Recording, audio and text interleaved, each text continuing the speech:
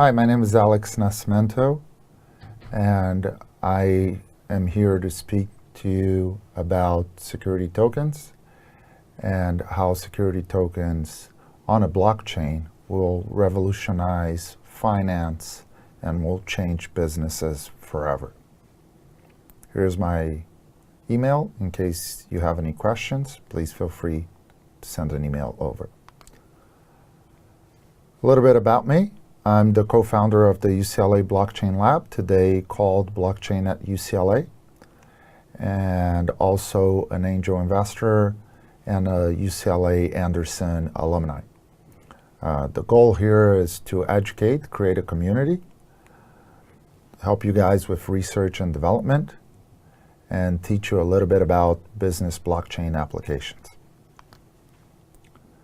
A little bit of a disclaimer, I'm not a lawyer and do not intend to provide any legal advice to anyone. So please make sure to seek proper legal counsel before doing anything of fundraising in the blockchain, either through an ICO or an STO. On this first half of this educational series, we're going to cover what is blockchain and how it works. Then we're going to move into tokenization of assets and transactions, the difference between a utility token and a security token, which then results into the difference between ICOs, initial coin offering campaigns, and STOs, security token offerings, and then dive deeper into the details of an ICO with the problems and opportunities of an ICO, and as well as the characteristics of an STO and benefits of such. So what is blockchain? The idea of a blockchain emerged more or less around the early 90s, right? Where you're getting a single chain of information and using it as an electronic ledger to digitally sign documents. Think about as a digital accounting book where everyone would have a copy of this book.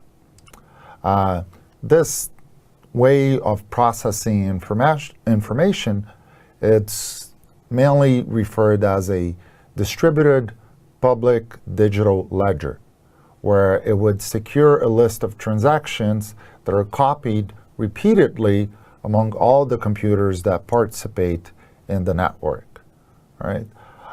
Because of the higher computational power of this association of computers and the high level of security based on cryptography, blockchain has many different applications.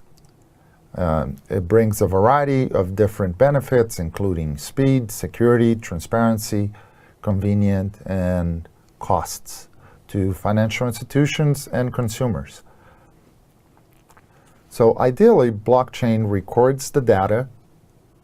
That can be a transaction or a signature of a document or a happening of an event in a hash function with a timestamp. And then that data is stored and linked to a following sequential block of data. Think about it as a newspaper, right?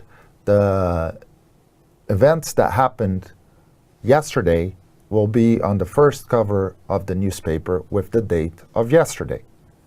Those events will be historically linked to the events that happened today because today's newspaper will have the timestamp of the date of today.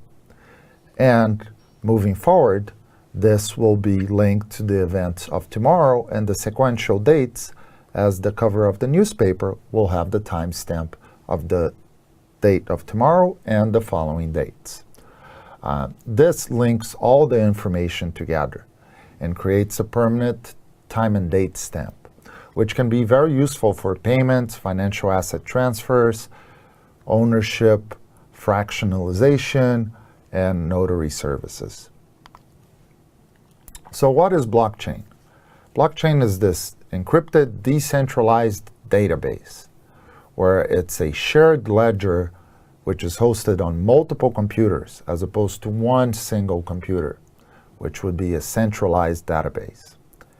And this idea of hosting a database among various computers that all intercommunicate and update the database every time a transaction happens brings many applications to several industries and disrupts the way we do business today. The main benefit is that because we're operating in a network where every computer is connected to the other one, and we have a smart contract in the middle adjusting the rules of that transaction, we eliminate the need of a middleman, which in our days we have middlemans for real estate transactions, financial transactions, and a series of other transactions. So because computers are interconnected and you have an automated way of enforcing the laws and regulations of an agreement, you don't need a middleman anymore. So basically, this is how a blockchain works, right? Somebody requests a transaction within a computer that is connected to the network. That request is broadcasted throughout the network. The network and the nodes provide a verification of that transaction. Through cryptography, they validate if that transaction is a rightful one, and if the transaction is combined with other transactions and verified, it joins a block. As soon as it joins a block, it becomes part of the blockchain, and then the transaction is verified, and the user who requested that transaction can see that transaction completed.